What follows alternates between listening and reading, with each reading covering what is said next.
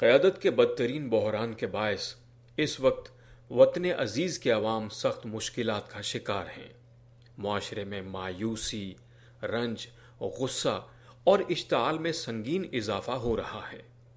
ان مصائب کا مقابلہ کرنے کے لیے اللہ تعالیٰ نے 2 اجزاء پر مشتمل ایک ایسا نسخہ بھی بتایا ہے جس کی جانب بہت کم لوگ توجہ دیتے ہیں، اور وہ ہے صبر اور نماز۔ صبر کا تعلق اخلاق و کردار سے ہے اور نماز کا تعلق عبادات سے ہے۔ حق و صداقت کی راہ پر ڈٹے رہنے کی خاصیت ریاضت سے پیدا ہوتی ہے، جس کا طریقہ نماز ہے۔ ایک موقع پر مشکلات میں گھرے مسلمانوں کو گھبراہٹ اور دل برداشتگی سے بچانے اور عزم و ہمت عطا کرنے کے لیے اللہ تعالیٰ نے فرمایا، ایمان والو، صبر اور نماز سے مدد چاہو، بے شک اللہ صبر کرنے والوں کے ساتھ ہے۔ مکہ میں مخالفین کی دل آزاریوں کا مقابلہ کرنے کے لیے رسول اللہ صلی اللہ علیہ وآلہ وسلم سے خطاب کرتے ہوئے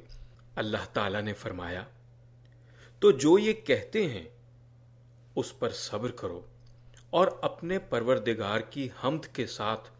اس کی تسبیح کرتے رہو۔ سورج کے نکلنے اور اس کے غروب ہونے سے پہلے اور رات میں بھی اس کی تسبیح کرو، اور سورج کے سربہ سجود ہو جانے کے بعد بھی۔ ایسی ہی صورتحال میں سورہ قاف میں رسول اللہ صلی اللہ علیہ وآلہ وسلم سے فرمایا، تم اس کی بات پر ہرگز دھیان نہ دو اور سجدہ ریز رہو اور اس طرح میرے قریب ہو جاؤ۔ چنانچہ مسند احمد میں ہے کہ رسول اللہ صلی اللہ علیہ وآلہ وسلم کو جب کوئی مشکل پیش آتی تو آپ نماز پڑھتے۔ ایک موقع پر رسول اللہ صلی اللہ علیہ وآلہ وسلم نے اسی پہلو سے فرمایا، اے بلال، نماز کے لیے تکبیر کہو اور ہم کو اس کے ذریعے سے راحت دو۔ آج دین و دانش میں ہم مختلف اہل علم کی مدد سے نماز کے مشکل کشا ہونے کا جائزہ لیں گے اور اس گتھی کو بھی سلجھانے کی کوشش کریں گے کہ ہم مسلمان مشکل کشائی کی اس راہ کو اختیار کیوں نہیں کرتے، اور یہ کہ تمام تر اختیار اور قوت کے سرچشمے رب کائنات کا ساتھ حاصل کرنے کی کوشش کیوں نہیں کرتے۔ بسم اللہ الرحمن الرحیم۔ اللہ کے نام سے جو سراسر رحمت ہے، جس کی شفقت ابدی ہے۔ خواتین و حضرات، یہ پروگرام ہے دین و دانش، اور آپ جانتے ہیں اس پروگرام میں ہم ان دینی موضوعات کو زیر بحث لاتے ہیں، خاص طور سے جن کا تعلق ہماری زندگی کے ساتھ ہو، اور ہم ان علماء کرام سے جو اس پروگرام میں شریک ہوں یہ جاننے کی کوشش کریں کہ دین ہماری زندگیوں سے کیسے متعلق ہوتا ہے۔ آپ نے ہمارا پیکج ملاحظہ فرمایا۔ آج ہم نے گفتگو کرنی تھی نماز کے بارے میں، اور نماز ہماری زندگی کے ساتھ کیسے متعلق ہوتی ہے، اور خاص طور سے نماز کا وہ حصہ یا نماز کے بارے میں وہ تاکید جو قرآن و حدیث میں بیان ہوئی ہے، جس میں نماز ہمارے غم کا مداوع، ہماری مشکل کشائی، اور اس طرح سے ہماری زندگی کے اس مشکل دور سے ہم آہنگ ہوتی ہے۔ اس دوران میں یہ ہوا کہ کل شام ایک حادثہ پیش آیا لاہور کی ایک مشہور عبادت گاہ میں، جہاں پر بڑی تعداد میں لوگ شہید ہو گئے۔ اس سے پہلے کہ اس پروگرام کے بارے میں ہم موضوع پر آ جائیں، میں آپ سے چاہتا ہوں کہ ہم اپنے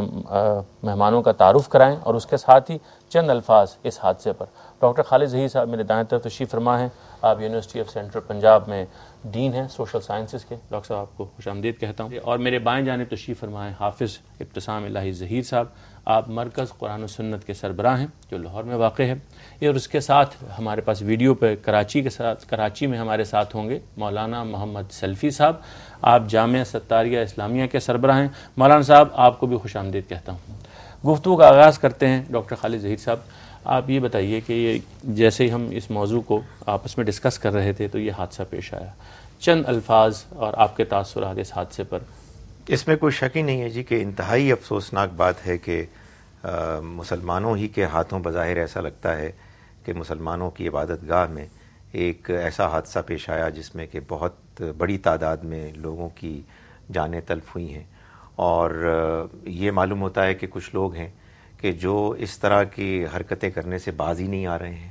ابھی لاہور میں اس سے پہلے بھی ایک واقعہ ہوا، ملک کے دوسرے شہروں میں بھی ایسے واقعات ہوتے رہتے ہیں۔ محسوس یہ ہوتا ہے کہ دین کی یہ تعلیم کے انسان کی جان کی کیا قدر و قیمت ہے، اس کو اور بہت زیادہ نمایاں کر کے واضح کرنے کی ضرورت ہے، اس لیے کہ یہ چیز آدمی کا دل نہیں مانتا کہ کوئی مسلمان ایسی حرکت کر سکتا ہے۔ حافظ صاحب، آپ سے میں یہ سوال اس پہلو سے جاننا چاہوں گا کہ یہ جس طرح سے اوپر تلے حملے ہوتے ہیں اور اس میں ہم دیکھتے ہیں خاص پیٹرن ہے، معلوم یہ ہوتا ہے کہ کچھ لوگ جو یہ کام کرنا چاہتے ہیں ان کو، جن کی جانب وہ یہ کام کرتے ہیں، جن کے خلاف یہ کام ہوتا ہے، ان سے کچھ اختلاف ہے، ان کو وہ ناپسند کرتے ہیں یا ان کو ختم کرنا چاہتے ہیں۔ اگر وہ چیز دین کے نام پر ہے تو کیا دین ہمیں اختلاف اور اس سے آگے بڑھ کے اگر ہماری اور بھی کوئی شدید جذبات ہوں اس کے لیے کیا ہدایت دیتا ہے؟ دیکھیں یہ بنیادی طور پر بات ہے، دین تو اس مسئلے کے اندر اس کا پوائنٹ آف ویو بڑا لبرل ہے۔ دین تو یہ بات ہے لا اکراہ فی الدین، میں جبر والی بات کوئی نہیں ہے۔ دوسری بات یہ ہے کہ اللہ تبارک و تعالیٰ نے تو مسلمانوں کو اس بات کی تلقین کی ہے کہ جس وقت وہ اہل کتاب سے بھی بات کریں وَجَادِلْهُمْ بِالَّتِي هِیَ احسن، تو اس کا انداز بڑا احسن ہونا چاہیے۔ تو میں یہ بات سمجھتا ہوں کہ مذہب کی بنیاد کے اوپر کسی کی جان کو تلف کرنا، یہ بات جو ہے نا کسی بھی اعتبار سے اس کو جسٹیفائی نہیں کیا جا سکتا۔ تاہم میرا ذہن اس مسئلے کے اندر یہ نہیں ہے کہ اس کے اندر مسلمان انوالو ہیں یا اس کے اندر وہ لوگ انوالو ہیں جو نظریاتی اختلافات ایک دوسرے رکھتے ہیں۔ اگر اس بات کو قبول کر لیا جائے تو اس کا پیٹرن کے اندر بڑا زگ زیگ پیٹرن نظر آتا ہے۔ کبھی ذوالجناح کے جلوس پہ حملہ ہوتا ہے، کبھی مرزائیوں کی بارگاہ پہ حملہ ہوتا ہے، اور اب حال ہی کے اندر لاہور شہر کے اندر جو ہے جس طریقے سے واقعہ رونما ہوا ہے، میں سمجھتا ہوں چونکہ اس کے اندر بہت ساری جہتیں ہوتی ہیں، کبھی کسی فکر پہ حملہ ہوتا ہے، کبھی کسی فکر پہ حملہ ہوتا ہے، تو میں یہ سمجھتا ہوں یہ کسی ایک پرٹیکولر فکر کے مخالف لوگ نہیں ہیں، بلکہ یہ اسلام اور ملت کو جو ہے نا پاکستان کو کمزور کرنے والے بعض عناصر ہیں جو نہ جانے اپنے کس ایجنڈے کے اوپر کام کر رہے ہیں، جو میری سمجھ کے مطابق اس میں غیر ملکی ہاتھ بھی ہو سکتا ہے اور دیگر کئی امکانات بھی ہو سکتے ہیں۔ تو اللہ تبارک و تعالیٰ ان کو ہدایت دے جو یہ کام کر رہے ہیں۔ مولانا محمد سلفی صاحب، آپ کو بھی اس واقعے کا علم ہے، آپ کے سامنے وہ مناظر بھی آپ نے ٹی وی پر دیکھے ہیں، آپ نے ہمارے دونوں مہمانوں کی بات بھی سنی، آپ اس پر کوئی تبصرہ فرمائیں گے خاص طور سے اس پہلو سے کہ ہماری دینی قیادت کو اس میں کیا سٹینڈ لینا چاہیے؟ بسم اللہ والصلاۃ والسلام علی رسول اللہ وبعد۔ میرے دونوں ساتھیوں نے ایک ایک لفظ بڑی اہمیت کے انداز میں بیان فرمایا ہے۔ میں ان کی ساری بات سے متفق ہونے کے بعد یہ عرض کرنا چاہوں گا کہ ہم 100% اس بات پر یقین رکھتے ہیں کہ کوئی بھی مسلمان کسی بھی عبادت گاہ میں، چاہے وہ مسلمانوں سے منسلک ہو یا غیر مسلمانوں سے منسلک، کسی بھی طور پر اس قسم کی حرکت کرنے کا سوچ بھی نہیں سکتا۔ کم از کم ہم اپنے دل میں اس بات پر یقین رکھتے ہیں کہ کوئی مسلمان کسی مسلمان تو کجا کسی غیر مسلمان کو، اگر وہ مسلمان ہے تو، اس لیے کہ قرآن نے واضح طور پر مسلمانوں کی جان کی حفاظت اور غیر مسلموں کی جان کی حفاظت، مال کی حفاظت، عزت کی حفاظت، میں تو صرف آپ کو ایک آیت کا حوالہ دینا چاہتا ہوں کہ جس میں اللہ رب العالمین نے 5 آفنس لگائے ہیں اس انسان پر کہ جو بے گناہ کسی مومن مسلمان کی جان لیتا ہے۔ تو قرآن پاک میں ارشاد ہے وَمَنْ يَقْتُلْ مُؤْمِنًا مُتَعَمِّدًا فَجَزَاؤُهُ جَهَنَّمُ خَالِدًا فِيهَا وَغَضِبَ اللَّهُ عَلَيْهِ وَلَعَنَهُ وَأَعَدَّ لَهُ عَذَابًا أَلِيمًا۔ یعنی یہ 5 قسم کے آفنس ہیں کہ اللہ تعالیٰ کسی مسلمان کی جان لینے والے کو جہنم میں ڈالے گا،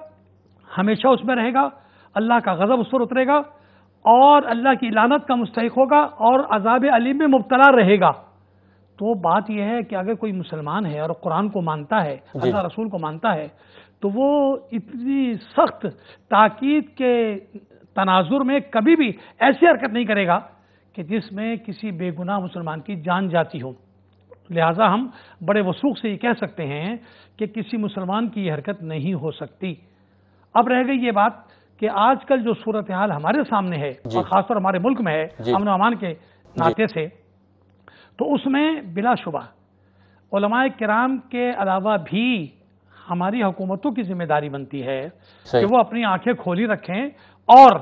CID سسٹم کو اتنا مضبوط بنائیں کہ یہ جو حادثات ہو رہے ہیں پے در پے اس کے تدارک کی کوئی شکل نظر آئے۔ یہ کیا کہ جب حادثہ ہو جاتا ہے تو واویلے ہوتے ہیں اور جو ہے تو میڈیا چیختا ہے اور